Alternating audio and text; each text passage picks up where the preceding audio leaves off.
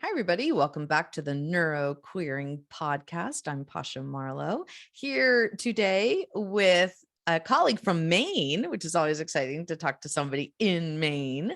Sandy Woznicki is an anxiety coach who guides leaders and parents to learn Zen badassery. Can't wait to hear about the Zen part and find their inner calm, believe in themselves, and enjoy life again so they can inspire everyone who depends on them. And we have so many people who are always depending on us. So we need you. We need you, Sandy. Welcome to the Neuroqueering podcast.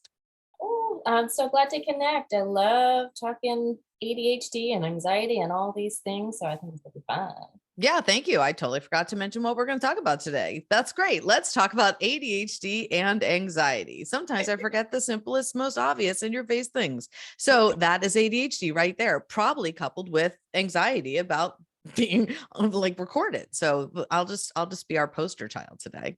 The joys of two people with ADHD talking about ADHD. It's so funny. And at least as long as one of us kind of brings us back in. Yeah. I know I was writing a comedy routine this morning about ADHD and just the injustice of the fact that we need our medicine to remember to take our medicine. Like It's it's hilarious. just, yeah, it's not okay.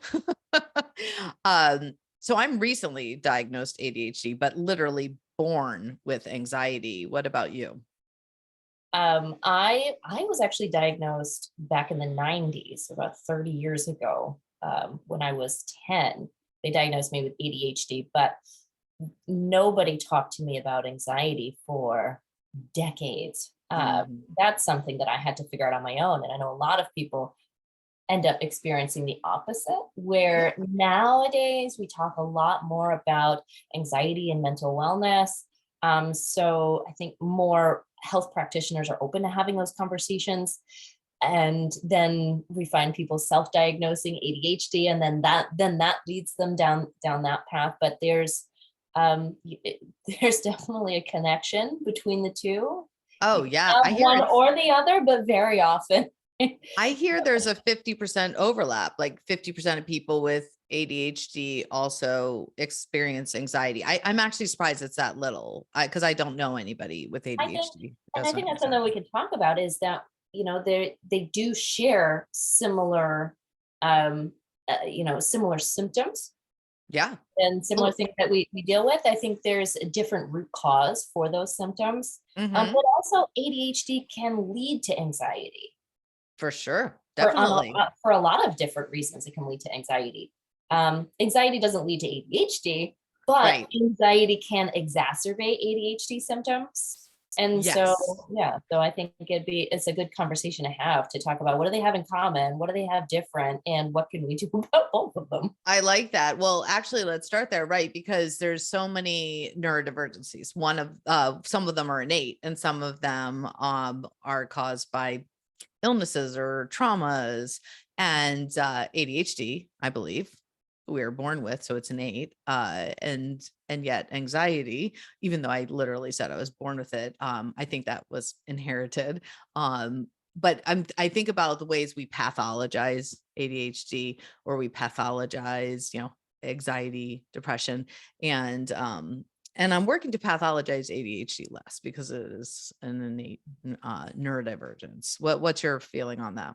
I think ADHD comes down to the structure of your brain and how it works. Hmm. And though there's a lot of stuff that you can do, to improve, the struggles that come along with ADHD, you're never going to change how your brain works and processes information. And Right. um, when it comes to anxiety, I think we are some of us may be born more prone to anxiety. There could be they say nurture versus nature. There could be a nature component of born with more of a propensity for anxiety. That doesn't necessarily mean you're going to have anxiety or be an anxious person.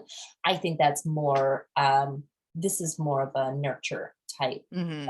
more of a, a nurture Yeah. type affliction, we'll call it, which is either based off of, say, our experiences with our parents growing up, or societal influences, or from maybe some specific events that Yes. triggered that or made them worse.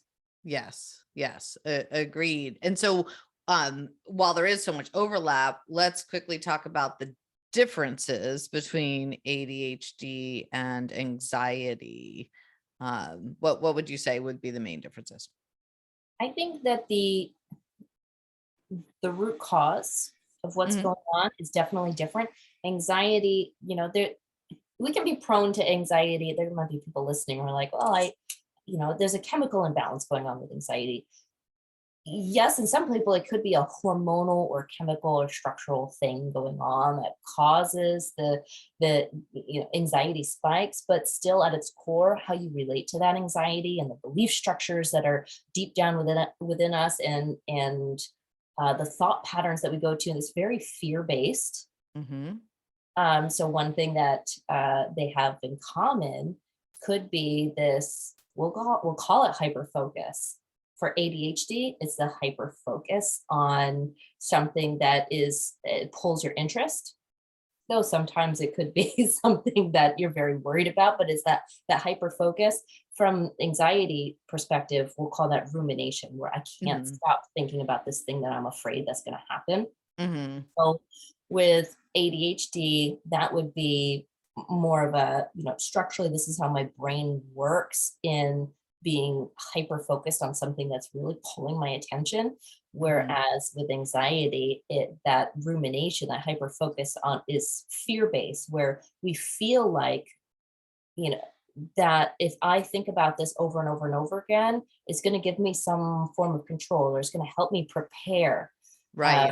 It's confusing. We very easily confuse worrying for problem solving. That's Yes. something that I work on with my clients is let's identify when we're worrying and Right. shift into problem solving, right? Because that Yeah. worrying, it's like we want to try to get control over this thing that we have no control over, which is, the future, or, what other. Mhm. Well, that brings up a really good point, because with ADHD, we're very interest based. Like, we're far more likely to value something that's interesting than important. Whereas with anxiety, it's perceived importance. Like, we're trying to problem solve, we're trying to protect ourselves, trying to stay safe. So I feel like anxiety leans more towards what in that moment where we feel like is really important. But then that clash in the middle of those, like you said, the ruminations and the spinning thoughts, and even intrusive thoughts about and the rabbit holing we can do in hyper focusing on maybe like a health issue or a fear we're having, or trying to cure ourselves and everybody in our family and the world from whatever ails us. Do you do that? Yeah. And that leads to like another thing that they have in common, but for different reasons, is Yeah. this. So we talked about hyper focus, but now go to the most classic, which is like the inattention, or the difficulty in being mindfully present and choosing what it is. Like, I want to focus on this. Mm-hmm. But when it Hmm. comes to ADHD, it's like somebody else has the remote control for your brain, and just, it feels like an invisible force. That I Yes. think I think that's the piece that a lot of neurotypical people can't comprehend, is this, Yeah. almost this invisible thing that is controlling Hmm. your attention or preventing you from doing something that you need to do. Um, Hmm. but not inability, the difficulty Yeah. in focusing your attention comes down to, very structurally, it's a challenge within our minds, and to focus. Not to say that we can't work on that and improve that skill, but it's naturally kind of difficult. But when it comes to anxiety, that difficult to be mindful and be in the present, again, that's fear based. It's, I'm going to be focused on the past and everything that went wrong, or every way that I failed, or, I'm going to focus on something negative in the past. Again, there's a good intention behind it. It's, if I focus on that, then it's going to, help prepare me for something in the future, or it's going to keep Right. me safe in some way, or it's in some weird way going to help me grow as a person, even though it's a very, poor strategy. That's the intention behind it. Or my focus is on the future, because I feel safer if I'm thinking about everything that could go wrong, is a Right. one way to prepare for it. So in both cases, that being, mindfully present and choosing to be present and being able to let go of these other things so that I can be present, can be a challenge for both, but there's different reasons why. Definitely. And I like that you're bringing up that we do want to be kind and appreciative and grateful for all the parts of ourselves, even the parts that have anxiety or ADHD, because they're often with good intention trying to protect us and trying to help. And then also I'm thinking about transitions in terms of the differences between the two, because with ADHD, it's very hard to transition, let's say from work to play or weekend back to work week. And sometimes it feels like sluggish, like we just have like a boulder in the way of our flow. And then with anxiety, like talking about transitions, like I could be from sleep to wake if I hear a baby cry or a siren or my phone rings. I'm like, transitions are like fast, but it's fear based. And it's like my like my partner could be sleeping and in that time of 1 minute, I could be downstairs and dressed and have the entire family out of the house, for a fire alarm before my partner even hears it. So I'm just noticing the difference between my sluggish kind of ADHD zombie mode and then anxiety, like And I think, hyperactive. Mhm. and that's a good point too. When we're looking at ADHD, we're very we have challenges when it comes to dopamine Yeah. production, and that's one of the reasons why our brains are very based, interest Hmm. seeking, is because we might have lower levels of dopamine and we're craving things that are going to heighten that dopamine, that fix. But also we tend to procrastinate things, right? And that's something that anxiety and ADHD have Hmm. in common, is this Yes. procrastination. Yeah. Whereas and perfectionism, which could be in both buckets as well. But the ADHD brain is very much looking for some sort of a chemical spike to help us with Hmm. these things. And if it's not a dopamine related, then we're looking for that last minute adrenaline cortisol spike to For motivate ourselves, which is urgency. going to like bypass the executive functioning, like get us to go forward. And then it's using fear-based motivation is really what that's doing. Yeah, we need the urgency, but then we're like, like the urgency Right? It's overwhelms us, but we need it. right. We're relying on, like, we learn to rely on a, a chemical or hormonal boost to help push us through. Hmm. And the same can be very similar for anxiety too. With anxiety, that procrastination and perfectionism is really coming from this fear of failure, this fear that Yeah. if I don't do it perfectly, and that creates this stress and creates that overwhelm, which creates even more resistance to doing this thing. So Hmm. then we keep pushing it off and pushing it off. And maybe when it comes to anxiety, we never learn, actually maybe when it comes to both, we never really learned this uh, positive, loving, motivational way to support ourselves and push ourselves to do the things that you know it might be stressful in some way. I mean, and when it comes to ADHD, that stressful thing could be like, oh, a task that takes me 30 seconds. Right. Right, Yeah. and we're making a We mountain could. out of a molehill. Mhm. But that's the thing, that's a similarity between both, is we're Mhm. hyper focused on something that is going to create stress within us in this thing Yes. that we're putting off, Yes. right? We could definitely procrastinate on a 30-second task that we know will lead to anxiety. Like Right. we're procrastinating on the feeling. Like I don't want to feel the anxiety or the shame or the guilt. So I'm going to procrastinate on that 30-second task for a Yeah, year.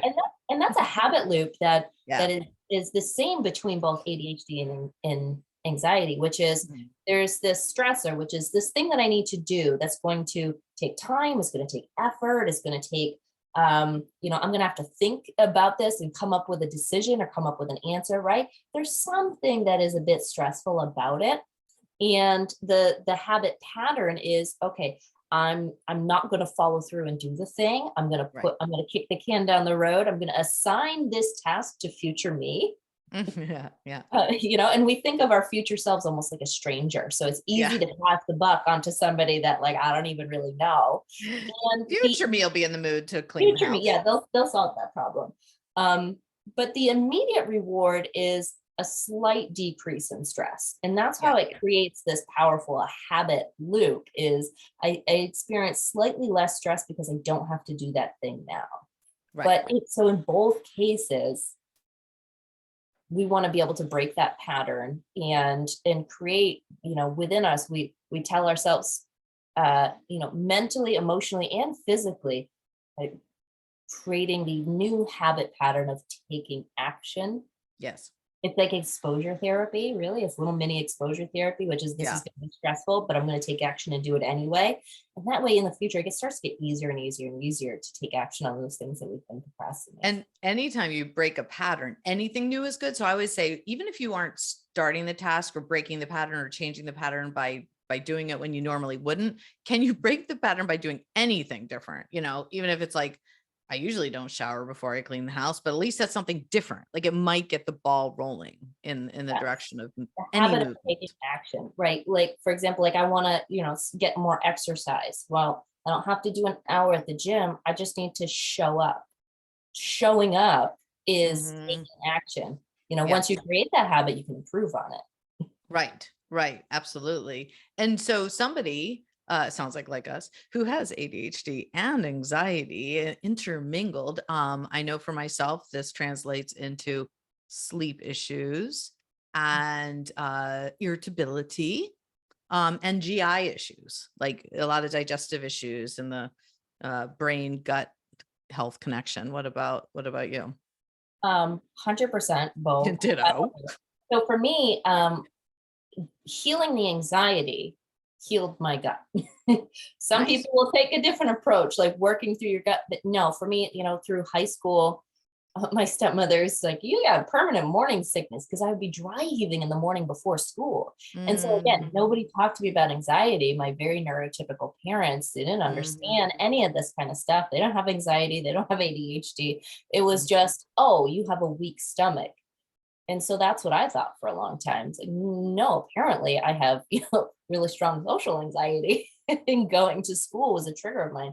And it got, worse and worse, and it trickled into a lot of different areas. But my stomach was a wreck, tension, headaches, a lot of physiological symptoms. And I think that those are going to be exacerbated if you have anxiety as well. So for me personally, all like the GI stuff and Mhm. the sleep Yeah. problems were anxiety driven, and Yes. healing the anxiety healed those things. But I think some of the tools to help with ADHD that also helped anxiety were Mhm. what helped me with, with my sleep. For example, with that hyper focus and going to sleep, it can be really hard to let go of a thought that's got your Yes. attention in order not Yes. to be able to fall asleep. And this is a skill, like this is a tool that you can work on for both anxiety and ADHD to allow yourself to fall asleep.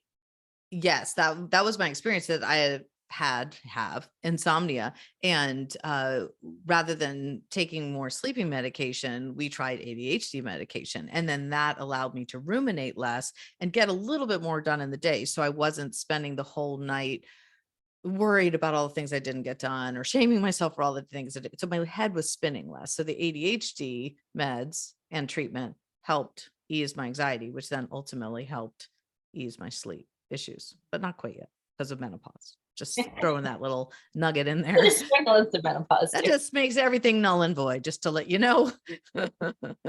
Hormones, yes.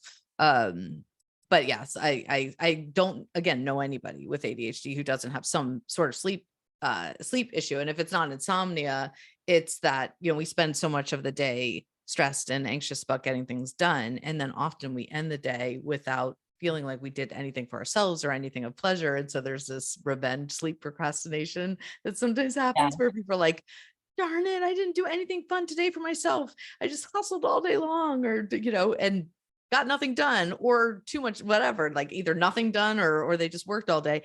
And then they stay up late, too late, Yeah. beyond their Stay up late. sleep cycle, That's a watching good thing to Netflix. notice in yourself too. It's like, oh, I'm staying up late. Usually it's going to be everybody's gone to bed and I want to stay up late. And then you end up just doing something mindless, like watching Yep. TV, nothing that's really benefiting you. But what that usually comes down to is, oh, I haven't taken time for myself. I haven't taken Exactly. time to spend by myself, not working.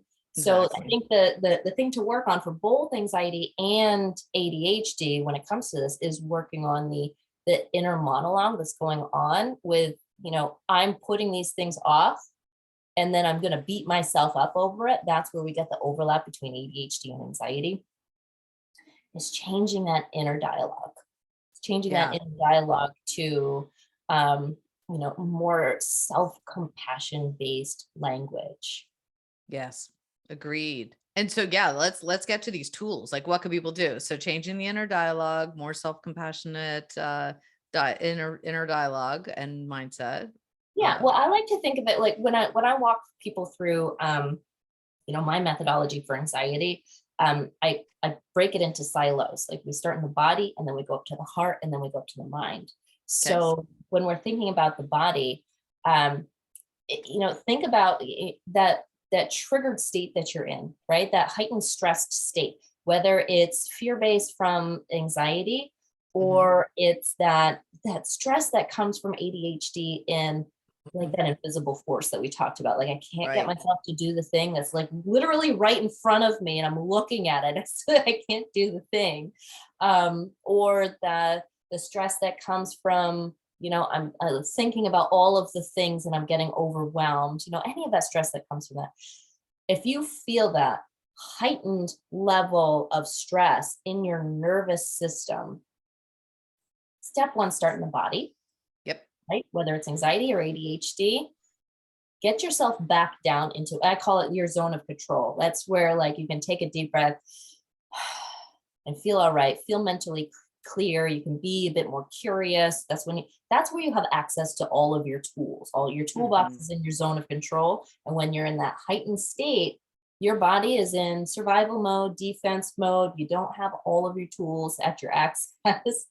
So when we're talking about just anxiety, you might want to go with start with a practice that's calming and grounding. So some sort of breath work, some slow movement, or going for a walk, just hands on the body, maybe tapping, but something about I'm up here and I want to ground myself down, right? Mhm. Don't try to think your way out of a problem No. that thought got you into in the first place. Right. Just relax won't work. Just bring the nervous system down so you can get the clarity to then solve the problem. When we're talking about ADHD, you might notice that trying to do grounding techniques when you're in that heightened state is just really frustrating and you can't bring yourself down.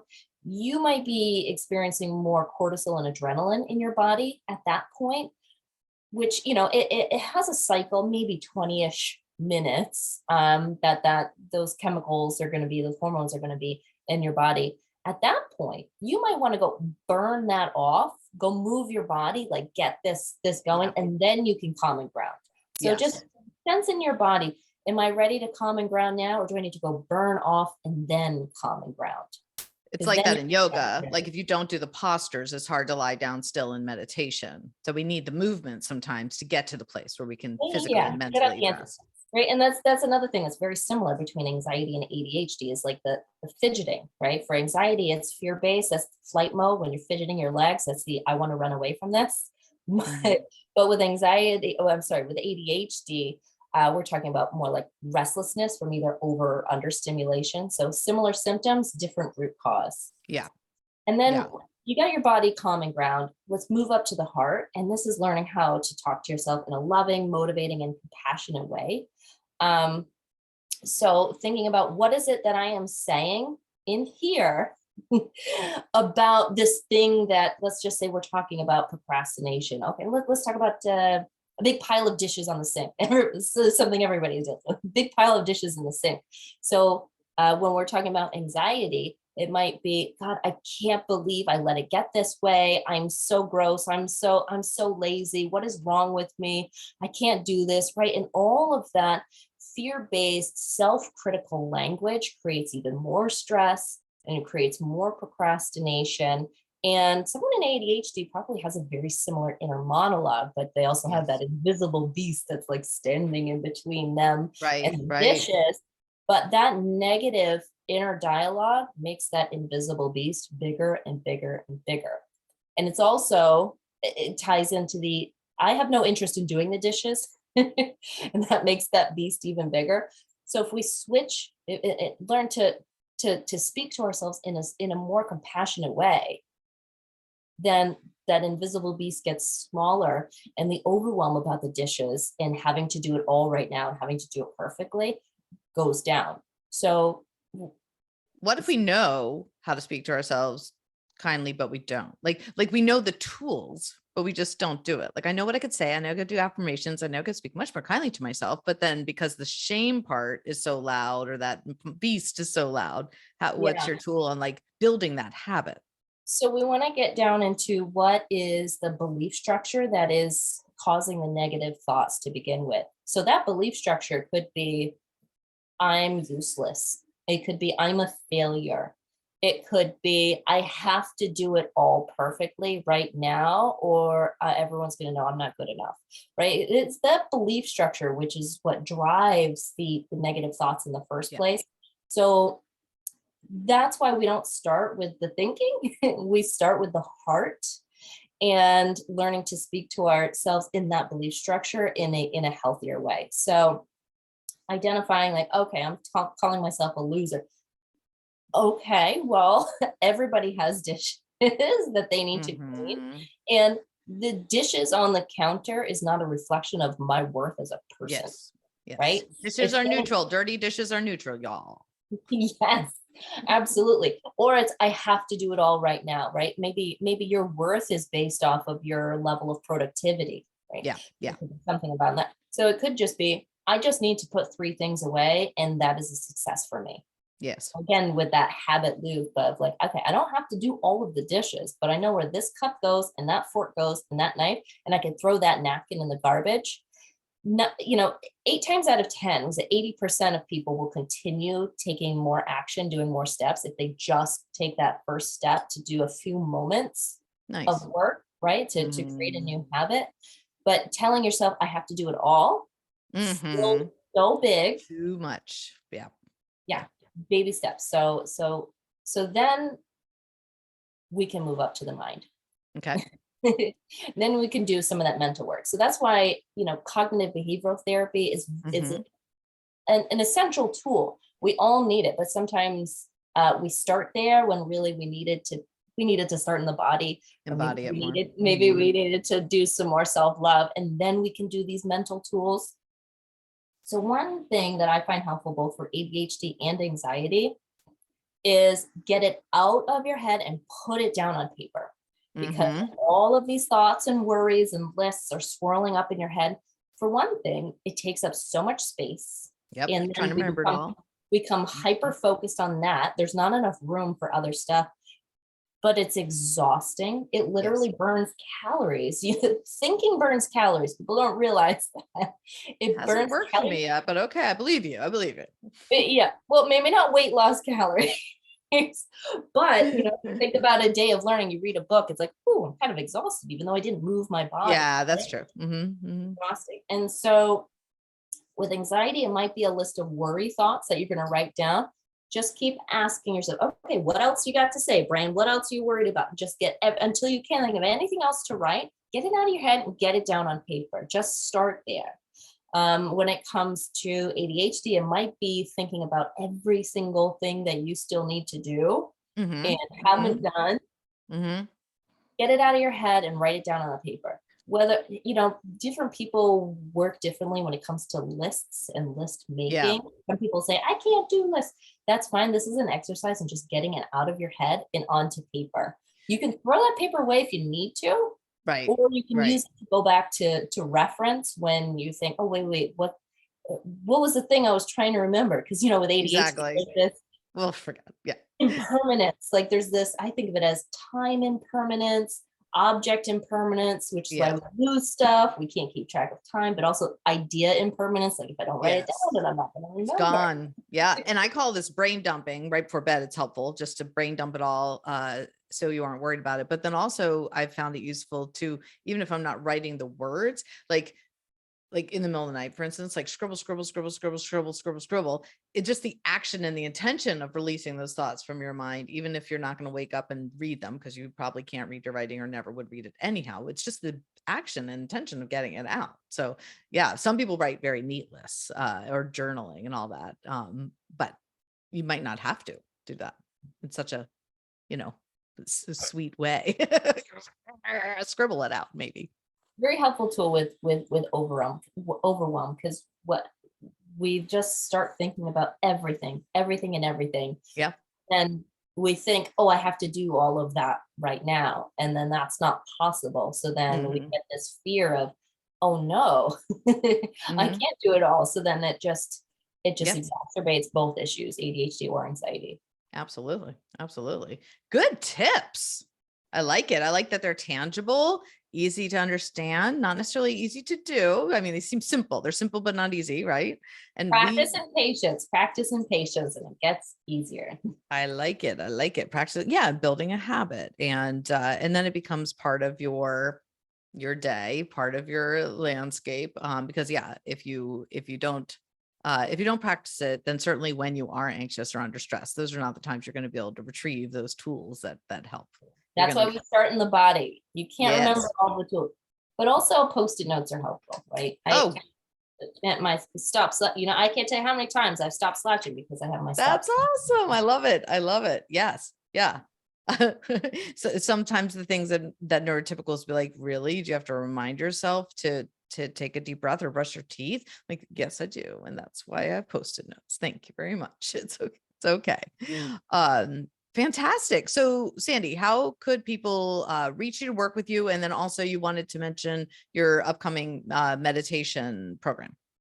Yeah, absolutely. Yeah, if you want to connect on social media, most of the social medias that you can find me at my handle at Happy Woz. That's WOZ. I'm on, LinkedIn, Instagram, Facebook, the TikToks now. You got me into the TikToks. The TikToks, So, great. yeah. It's I know. fun. Or my website, which is stressandanxietycoach.com. And Okay. starting February 1st, I'm putting together a 21-day, it's an emotional transformation program. It's the meditation and action methods. So maybe you want to practice meditation, but you're not quite sure how, or you've been trying it, but you don't feel like you're doing it right, or you never want to practice meditation. This 21 days is going to help you learn the Jedi mind skills of meditation to harness your inner calm and get in control of your emotions, whether you meditate or not. Fantastic. All right.